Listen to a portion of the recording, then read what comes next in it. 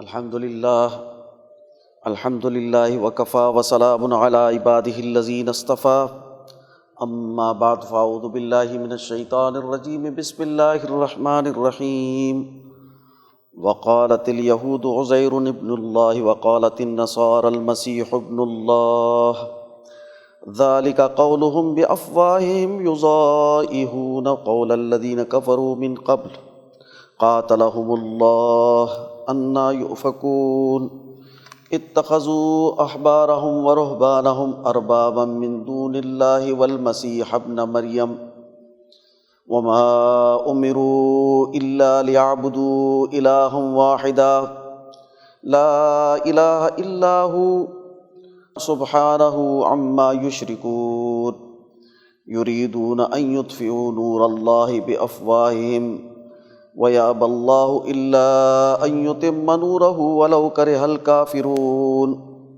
هُوَ الَّذِي أَرْسَلَ رَسُولَهُ بِالْهُدَى وَدِينِ الْحَقِّ لِيُظْهِرَهُ عَلَى الدِّينِ كُلِّهِ وَلَوْ كَرِهَ الْمُشْرِكُونَ يَا أَيُّهَا الَّذِينَ آمَنُوا إِنَّ كَثِيرًا مِنَ الْأَحْبَارِ وَالرُّهْبَانِ لَيَأْكُلُونَ أَمْوَالَ النَّاسِ بِالْبَاطِلِ وَيَصُدُّونَ عَن سَبِيلِ اللَّهِ والذین یکنزون الذهب والفضة ولا ينفقونها في سبيل الله فبشرهم بعذاب أليم يوم يحمى عليها في نار جهنم فتكوى بها جباههم وجنوبهم وظهورهم هذا ما كنزتم لأنفسكم فذوقوا ما كنتم تكنزون وقال الله تبارك وتعالى هو الذي أرسل رسوله بالهدى ودين الحق ليظهره على الدين كله وكفى بالله شهيدا محمد رسول الله والذين معه أشداء على الكفار رحماء بينهم تراهم ركعا سجدا يبتغون فضلا من الله ورضوانا سيماهم في وجوههم من أثر السجود ذلك مثلهم في التوراة ومثلهم في الإنجيل كزرع أخرج شطأه فآزره فاستغلظ فاستوى على سوقه يعجب الزراء ليغيظ بهم الكفار وعد الله الذين آمنوا وعملوا الصالحات منهم مغفرة وأجرا عظيما وقال الله تبارك وتعالى يريدون ليطفئوا نور الله بأفواههم واللہ متم نورہ ولو کرہ الکافرون هو الذی ارسل رسولہ بالہدی ودین الحق لیظہرہ علی الدین کلہ ولو کرہ المشرکون یا ایہا الذین آمنوا هل ادلکم علی تجارۃ تنجیکم من عذاب علیم تؤمنون باللہ ورسولہ وتجاہدون فی سبیل اللہ باموالکم وانفسکم ذالکم خیر لکم ان کنتم تعلمون یغفر لکم ذنوبکم ویدخلکم جنات تجری من تحتها الانہار ومساکن طیبۃ فی جنات عدن ذالک الفوز العظیم واخری تحبونها نصر من اللہ وفتح قریب وبشر المؤمنین صدق اللہ العظیم۔ محترم دوستو، میں نے آپ کے سامنے قرآن حکیم کی ایک ہی آیت 3 جگہ سے سیاق و سباق کے ساتھ پڑھی ہے۔ اس آیت کے بارے میں حضرت الامام شاہ ولی اللہ دہلوی رحمۃ اللہ علیہ فرماتے ہیں کہ اگر پورے قرآن حکیم کے لیے کسی آیت کو عنوان بنایا جائے تو یہ آیت قرآن حکیم کے لیے بنیادی عنوان ہے۔ قرآن حکیم کی تمام تعلیمات رسول اللہ صلی اللہ علیہ وسلم کا پورا اسوہ اور خلافت راشدہ کا پورا نظام وہ اس آیت کے تحت سمجھا جا سکتا ہے۔ اس آیت میں ارشاد باری تعالیٰ ہے کہ وہ ذات جس نے اپنا رسول ہدایت اور دین حق دے کر بھیجا تاکہ اس کو تمام ادیان پر غالب کر دے، اگرچہ مشرک اس کو ناپسند کریں۔ غلبے کا ذکر ہے، وہ ذات جس نے اپنا رسول ہدایت اور دین حق دے کر بھیجا، یعنی رسول صلی اللہ علیہ وسلم کی بعثت کا مقصد، ہدایت اور دین حق کے نزول کا مقصد بنیادی طور پر دین کو تمام ادیان اور نظاموں پر غالب کرنا ہے۔ یہ غلبہ، اس سے کیا مراد ہے؟ علماء مفسرین اس کی تشریح کے حوالے سے اور اس کی وضاحت کے حوالے سے پریشان ہوتے ہیں۔ ایک طبقہ یہ کہتا ہے کہ اس سے مراد علمی غلبہ ہے، کہ قرآن حکیم کی جو علمی تعلیمات ہیں وہ اتنی اونچی، اعلیٰ، کامل و مکمل ہیں کہ کوئی تعلیم دلائل و شواہد اور علمی بنیادوں پر اس سے بڑھی ہوئی نہیں۔ یہ تشریح وہ کیوں کر رہے ہیں؟ اس لیے کر رہے ہیں کہ غلبے کا مطلب ان کے ذہن میں یہ ہے کہ پوری دنیا میں اسلام غالب ہو کر تمام مذاہب مٹ جائیں اور تمام لوگ اسلام میں داخل ہو جائیں۔ ایسا غلبہ رسول اللہ صلی اللہ علیہ وسلم اور جماعت صحابہ کی زندگی میں ممکن نہیں ہو سکا، اس لیے وہ مجبور ہوئے کہ یہ تشریح کریں کہ اس سے مراد علمی غلبہ ہے۔ کچھ مفسرین نے یہ وضاحت کی کہ غلبے کا مطلب تو یہی ہے کہ تمام ادیان مٹ جائیں گے، صرف اسلام باقی رہے گا اور وہی دین کا غالب نظام ہوگا، لیکن یہ قرب قیامت میں ہوگا، جب حضرت امام مہدی تشریف لائیں گے اور جو مسلمانوں میں شیعہ سنی جھگڑا ہے اس کو ختم کر دیں گے، مسلمانوں کو ایک فکر کے نیچے وہ جمع کریں گے، منظم کریں گے، اور حضرت عیسیٰ علیہ السلام تشریف لائیں گے، وہ صلیب توڑ دیں گے اور عیسائیوں کو مسلمان کریں گے۔ جو لوگ شرپسند اور یہودی ہوں گے، یہودیوں میں شرپسند ہیں، ان کو قتل کریں گے، اور اس وقت میں تمام دنیا ایک مذہب کے تحت جمع ہو جائے گی۔ لیکن قرآن ایک ایسی بات کہہ رہا ہے کہ جس کے لیے حضور صلی اللہ علیہ وسلم کی بعثت ہوئی ہے اور وہ عملی طور پر کہیں جا کر قرب قیامت میں واقع ہو۔ حضرت الامام شاہ ولی اللہ دہلوی رحمۃ اللہ علیہ فرماتے ہیں کہ اس سے مراد سسٹم کا غلبہ ہے، سیاسی، معاشی، اجتماعی نظام کا غلبہ ہے۔ اور اس وقت میں دنیا میں جو نظام قائم تھے، بالادست قومیں، بالادست نظام، وہ دو تھے۔ ایک کیسر روم کا نظام تھا جو یورپ پر قائم تھا، اور دوسرا کسرا ایران کا تھا، فارس اور ایران، اس پر کسرا کی حکمرانی تھی۔ کیسر بنیادی طور پر عیسائی مذہب سے تعلق رکھتا تھا، وہ خطہ عیسائی مذہب سے تعلق رکھتا تھا، اور ایران کا خطہ وہ مجوسی، آتش پرست، ستارہ پرست، صابی اقوام سے متعلق تھے۔ تو ان دو حکومتوں کا توڑ دینا اور اسلام کے سسٹم کا، اس کی سیاست اور معیشت کے غالب ہونے کا نام غلبہ دین۔ اور یہ غلبہ دین حضرت عمر رضی اللہ تعالیٰ عنہ کے دور میں متحقق ہو چکا، قائم ہو چکا۔ کسریٰ کو بھی شکست ہوئی اور کیسر کو بھی شکست ہوئی۔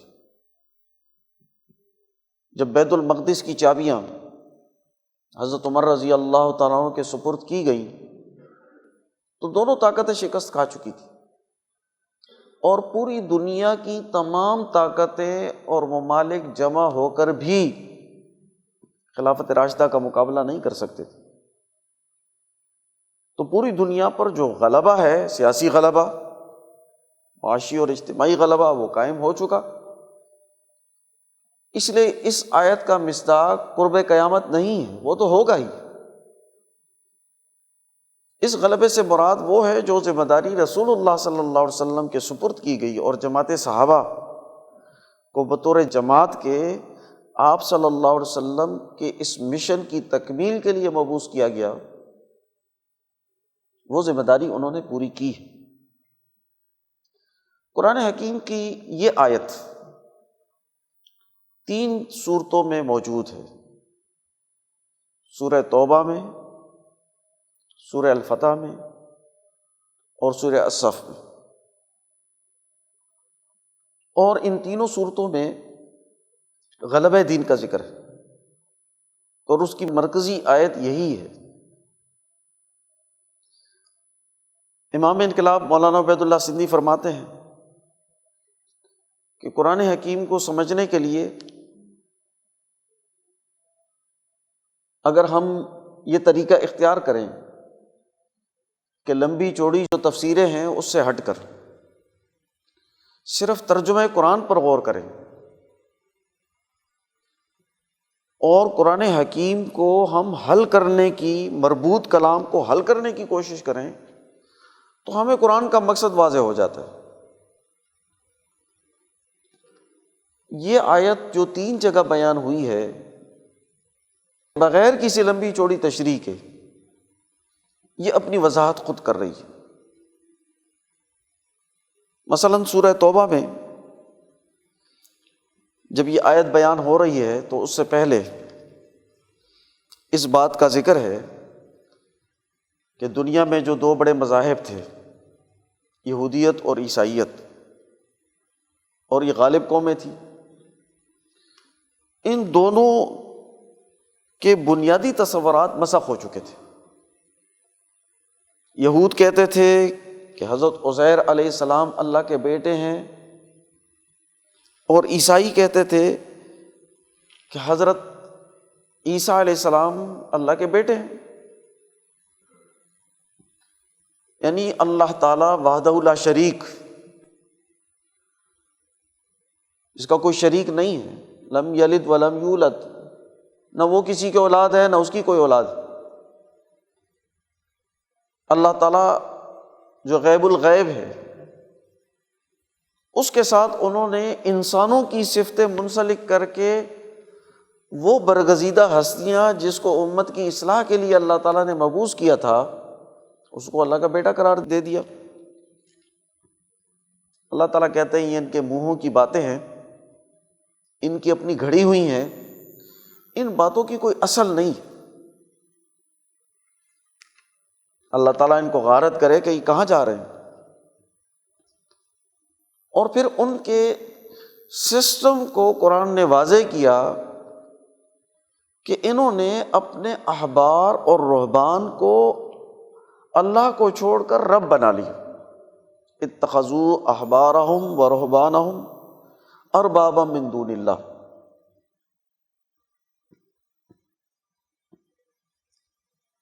اور رب بنانے کا مطلب یہ ہے کہ حلال اور حرام کا تعلق ان لوگوں سے قائم کر دیا، بجائے اس کے کہ نبی کی تعلیمات پر غور ہوتا، صحابہ کی تعلیمات پر غور ہوتا، قرآن کی، تورات کی اور انجیل کی تعلیمات پر براہ راست غور ہوتا، اس کو سیکھا جاتا۔ لیکن انہوں نے جو علماء اور پیر تھے، ان لوگوں کو خدائی اختیارات دے دیے، جو اختیار اللہ تعالیٰ نے نبی کو بھی نہیں دیا۔ حلال و حرام کا نزول اللہ کی طرف سے ہوتا ہے، وہ اختیار انہوں نے علماء اور پیروں کو دے دیا۔ جب ایک موقع پر یہ آیت نازل ہوئی تو ایک صحابی نے عرض کیا کہ عیسائی اور یہودی یہ تصور تو نہیں رکھتے کہ یہ علماء اور پیر ہمارے رب ہیں؟ تو قرآن کہتا ہے کہ اربابا من دون اللہ اتخذوا احبارہم ورہبانہم اربابا من دون اللہ، کہ انہوں نے اللہ کو چھوڑ کر رب بنا لیا۔ حضور صلی اللہ علیہ وسلم نے پوچھا کہ جب اللہ کے کلام نے ایک چیز کو حرام ٹھہرایا ہے اور یہ مولوی مفتی اس کے حلال ہونے کا فتویٰ دیتے ہیں، تو عیسائی اور یہودی اس کو حلال سمجھتے ہیں یا حرام سمجھتے ہیں؟ انہوں نے کہا کہ حلال سمجھتے ہیں، اور ایسے ہی اس کے اپوزٹ حلال چیز کا فتویٰ اگر حرام کا دے دیں تو وہ اس کو حرام سمجھتے ہیں۔ تو حضور صلی اللہ علیہ وسلم نے فرمایا کہ یہی تو رب ماننا ہے۔ اب یہ وضاحت کرنے کے بعد کہ اس سوسائٹی کی نوعیت کیا تھی اور ان کا جو بنیادی کام تھا وہ یہ تھا کہ یریدون ان یطفئوا نور اللہ بافواہہم، وہ چاہتے ہیں کہ اللہ کے اس نور کو اپنے منہوں سے بجھا دیں، پھونکوں سے۔ وَيَأْبَى اللَّهُ إِلَّا أَن يُتِمَّ نُورَهُ وَلَوْ كَرِهَ الْكَافِرُونَ، اور اللہ تعالیٰ تو اس نور کو پورا کر کے رہے گا، ایسا نہیں ہوگا کہ یہ نور ادھورا چھوڑ دیا جائے گا، یہ پورا ہوگا۔ اور پھر بشارت دی، هُوَ الَّذِي أَرْسَلَ رَسُولَهُ بِالْهُدَى وَدِينِ الْحَقِّ لِيُظْهِرَهُ عَلَى الدِّينِ كُلِّهِ وَلَوْ كَرِهَ الْمُشْرِكُونَ، وہ ذات جس نے اپنا رسول ہدایت اور دین حق دے کر بھیجا تاکہ اس کو تمام ادیان پر غالب کر دیں، اگرچہ مشرک اس کو ناپسند کریں۔ حضور صلی اللہ علیہ وسلم کے مشن کو واضح کر دیا کہ اب یہودیت، عیسائیت، مذہب اور ان کے نظام، ان کی سوسائٹی وہ قابل تقلید نہیں رہے، اور ان کی سوسائٹی اللہ کے نور کو جو دین کے غلبے کے لیے دنیا میں انسانوں کی ہدایت کے لیے اللہ نے نازل فرمایا، وہ تو اس کو بجھانا چاہتے ہیں۔ تو ایسا رسول ہو جو اس نور کو قائم کرے۔ پھر اس راستے میں جو رکاوٹ قوتیں ہیں وہ کون سی؟ تو ان رکاوٹ قوتوں کا ذکر کیا کہ یا ایھا الذین آمنوا ان کثیرا من الاحبار والرہبان لیاکلون اموال الناس بالباطل ویصدون عن سبیل اللہ، کہ اے ایمان والو، بے شک اکثریت علماء اور پیروں کی، ان کثیرن، کثیر اکثریت کو کہتے ہیں، اکثریت علماء اور پیروں کی، لیاکلون اموال الناس بالباطل، البتہ کھاتے ہیں لوگوں کے مال ناجائز طریقے سے، ویصدون عن سبیل اللہ، اور اللہ کے راستے سے روکتے ہیں۔ انسانوں کی انقلاب کے لیے، دین کے غلبے کے لیے جو رہنما جماعت بنتی ہے وہ علماء کی بنتی ہے، پیروں کی بنتی ہے۔ علماء کا کام دین کا شعور اور بیداری پیدا کرنا ہے، علمی رسوخ پیدا کرنا ہے۔ صوفیاء کا کام ان کو تقویٰ پر، ہدایت پر، صراط مستقیم پر قائم کر کے ان کی طبیعت اور مزاج کو اس میں ڈھال دینا ہے، ان کی اجتماعیت کو بلا تفریق عدل قائم کرنے کے لیے قائم کرنا ہے۔ لیکن یہاں تو صورتحال یہ ہے کہ اکثریت علماء اور پیر لوگوں کے مال کھا جاتے ہیں۔ تو ایک طبقہ جو غالب ہے، جس کے پاس علمی طاقت ہے اور بعض اوقات سیاسی طاقت بھی ان کے پاس ہوتی ہے، ایک خرابی تو ان میں پیدا ہوئی۔ اور دوسری خرابی جو ہے کہ اس سوسائٹی کا جو معاشی سیاسی نظام ہے اس پر بھی اجارہ دار طبقے کا قبضہ ہے۔ والذین یکنزون الذھب والفضة ولا ينفقونها فی سبیل اللہ فبشرہم بعذاب علیم، اور وہ لوگ جو سونے اور چاندی کے خزانے جمع کر کے رکھتے اور اس کو اللہ کی راہ میں خرچ نہیں کرتے، ان کو دردناک عذاب کی خوشخبری سنا دیں۔ اور یہ جو خزانے ہیں، یوم یحما علیہا فی نار جہنم فتکوی بہا جباہہم وجنوبہم وظہورہم ھذا ما کنزتم لانفسکم فذوقوا ما کنتم تکنزون۔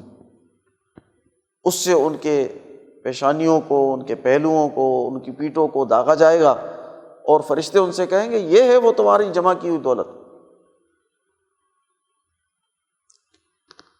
حضرت مولانا حفظ الرحمان سہاروی صاحب نے اسلام کے اقتصادی نظام میں لکھا ہے کہ اس آیت سے مراد صرف یہ نہیں ہے کہ حرام طریقے سے کمایا جائے،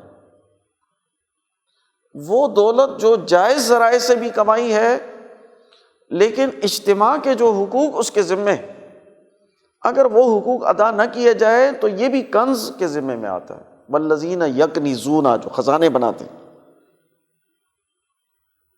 وہ بھی اس کا مصداق ہو۔ تو سسٹم غلط ہو، حرام طریقے سے کمائے، استحصال اور جبر کر کے انسانوں کو لوٹ مار کر کے سرمایہ دار اور جاگیردار بن جائے تو وہ بھی غلط ہے۔ اور سسٹم میں راستہ نکال کر اس کے اجتماعی حقوق و فرائض ادا نہ کیے جائیں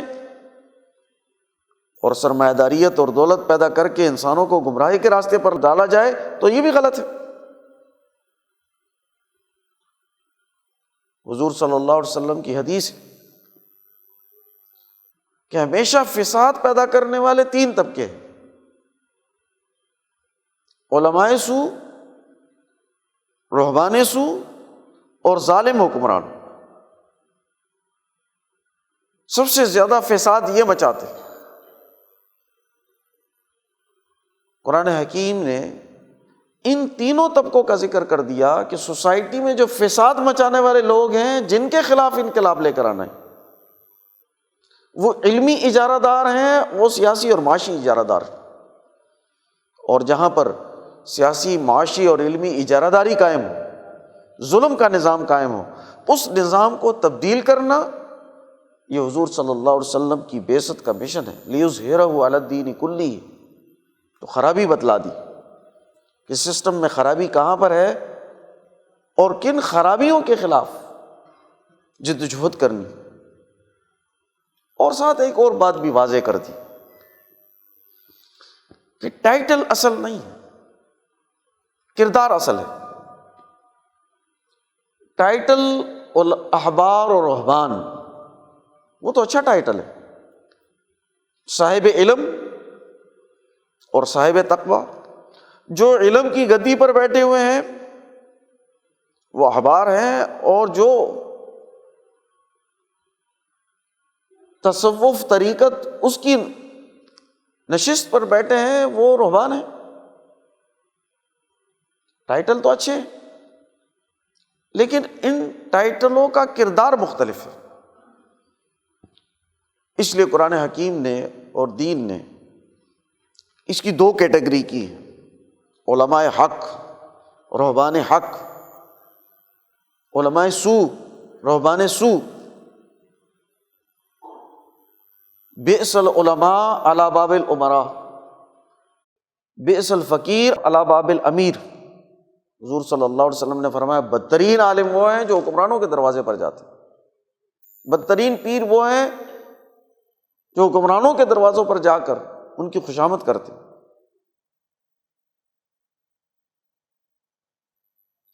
اور یہاں بھی ان علماء کا مرض یہ بیان کیا ہے: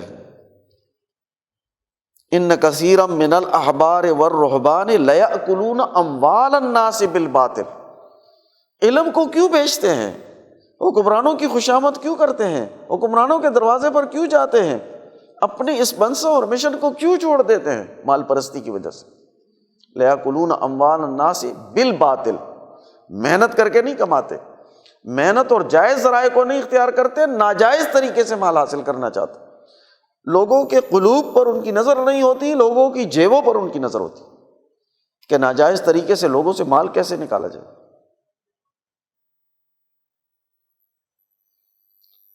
اور وَيَصُدُّونَ عَن سَبِيلِ اللَّهِ، اللہ کے راستے سے روکتے ہیں، کیونکہ حکمران طبقہ وہ جو غلط راستہ چاہتا ہے، جس سے ان کی مالی مدد کرتا ہے،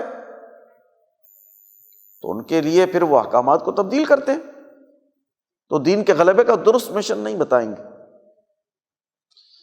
پھر اس کے بعد سورہ الفتح ہے جس میں یہ آیت موجود ہے، اور اس میں بھی پس منظر میں کچھ ایسا ہی بیان کیا گیا ہے۔ سیاق میں آیت ہے لقد صدق اللہ رسولہ الرؤیا بالحق، اللہ تعالیٰ نے رسول اللہ صلی اللہ علیہ وسلم کے اس خواب کو سچا کر دکھایا، لَتَدْخُلُنَّ الْمَسْجِدَ الْحَرَامَ إِن شَاءَ اللَّهُ آمِنِينَ مُحَلِّقِينَ رُؤُوسَهُمْ وَمُقَصِّرِينَ لَا تَخَافُونَ، کہ تم امن کے ساتھ حرم میں داخل ہو، عمرہ کرو گے، سر کا حلق کرو گے، احرام کھولو گے، اور تم پر کوئی خوف نہیں ہوگا، بشارت دے رہے ہیں۔ پھر اس کے بعد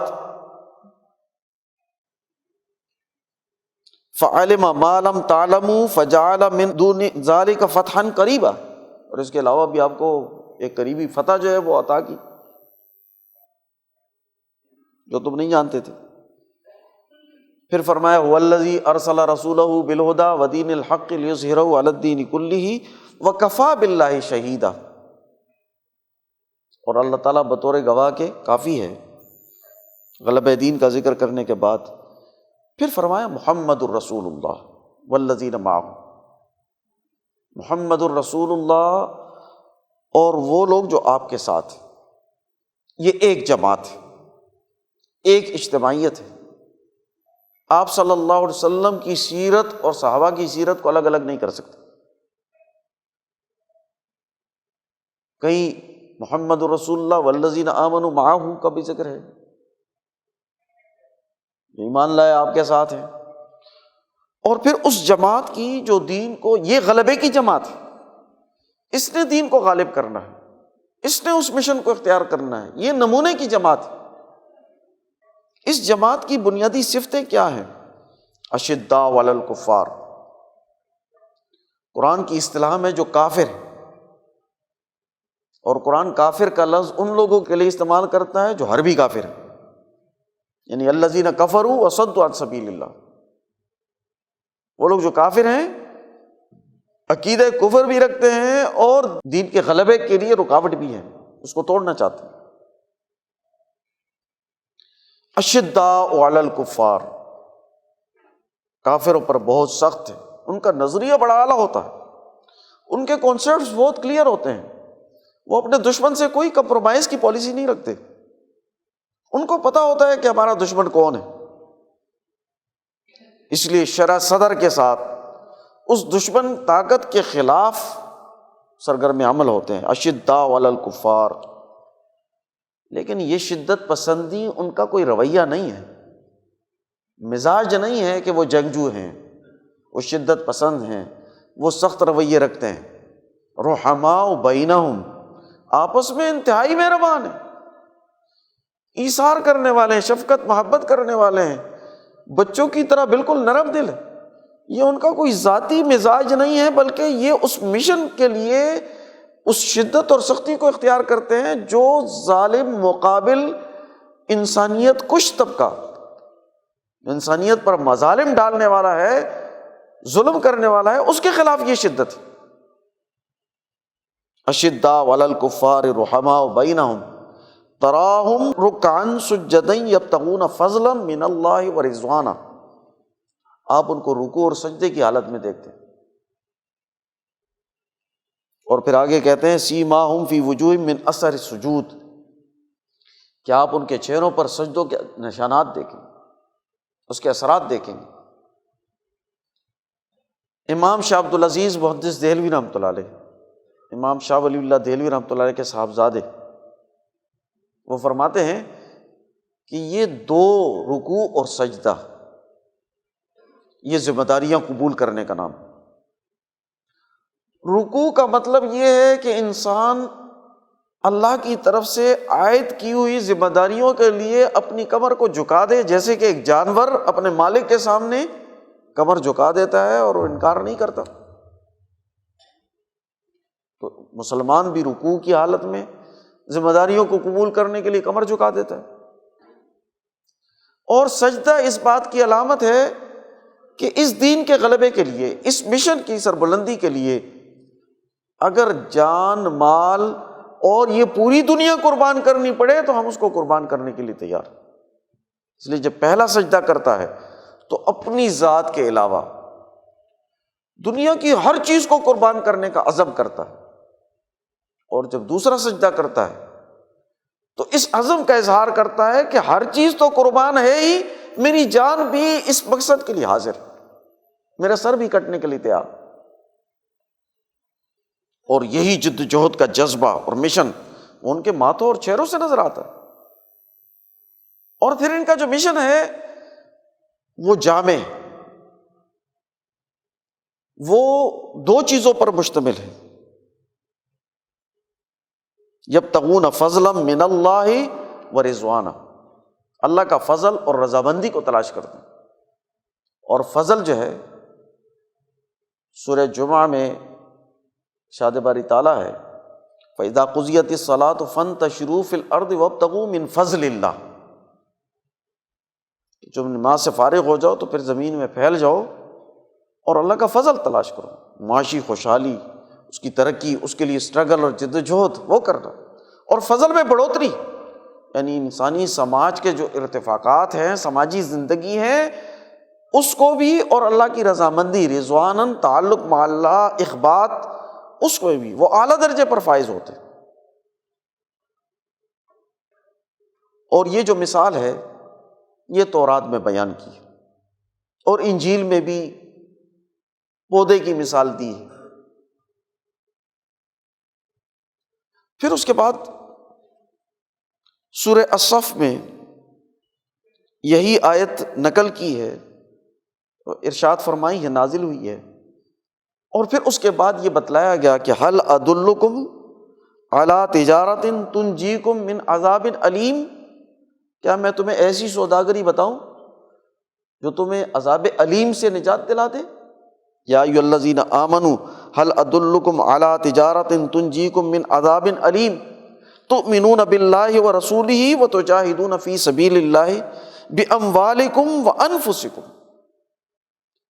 مشن اس وقت تک قائم نہیں ہو سکتا، غالب نہیں ہو سکتا، جب تک ایمان والی جماعت جو ایمان کا اعلیٰ نصبالعین رکھتی ہے وہ جان اور مال کی قربانی دینے کے لیے تیار نہ ہو۔ تو جان اور مال کی قربانی کے ساتھ جد و جہد کرو، اپنے اوقات، اپنی صلاحیتیں، اپنی جان، اپنا مال، وہ بھی اس مشن کے لیے خرچ کرنا پڑے گا۔ ذالکم خیر لکم ان کنتم تعلمون، یہ تمہارے لیے بہتر ہے اگر تم جانتے ہو۔ نتیجہ کیا ہوگا؟ یغفر لکم ذنوبکم ویدخلکم جنات تجری من تحتها الانہار ومساکن طیبۃ فی جنات عدن، تمہارے گناہوں کو معاف کر دے گا۔ انقلابی جماعت کا مطلب یہ نہیں ہوگا کہ غلطی نہیں ہوگی، ان سے کمزوری نہیں ہوگی، لیکن کمزوری پر اصرار نہیں کریں گے، اپنی اصلاح چاہیں گے۔ اس لیے جو ان کی منصوبہ بندی میں، ان کے عمل میں، ان کی انفرادی غلطیاں اور کوتاہیاں اگر ہیں یا اجتماعی ہیں، اللہ تعالیٰ اس کو بخش دے گا اور ان کو ایسے باغات میں داخل کرے گا جس کے نیچے نہریں چلتی ہوں گی، اور پاکیزہ مکانات ہمیشگی کے جنت میں عطا کرے گا۔ ذالک الفوز العظیم، یہ بڑی کامیابی۔ وَأُخْرَىٰ تُحِبُّونَهَا، اور دوسری جس کو تم پسند کرتے ہو، نصر من اللہ وفتح قریب، اللہ کی مدد اور قریبی فتح۔ دنیا میں اللہ تعالیٰ قریب میں، اس دنیا میں تمہیں فاتح بنا کر غالب کر دے۔ اور پھر فرمایا وبشر المؤمنین، مومنوں کو اس کی خوشخبری سنا دو کہ جب اس پورے جامع پروگرام کو لے کر اس مشن کو اختیار کیا جائے گا تو اس کے نتیجے میں غلبہ ضرور حاصل ہوگا۔